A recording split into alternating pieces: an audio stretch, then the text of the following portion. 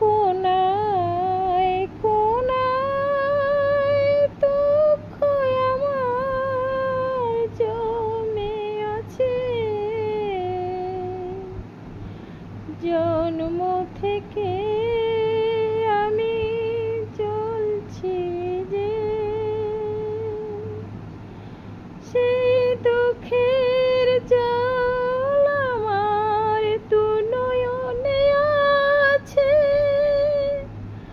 এক নয়নে বয়ে যায় গঙ্গায় আমার, আর এক নয়ন আমার বৃন্দাবনের যমুনা বয়ে যায় কালো জল।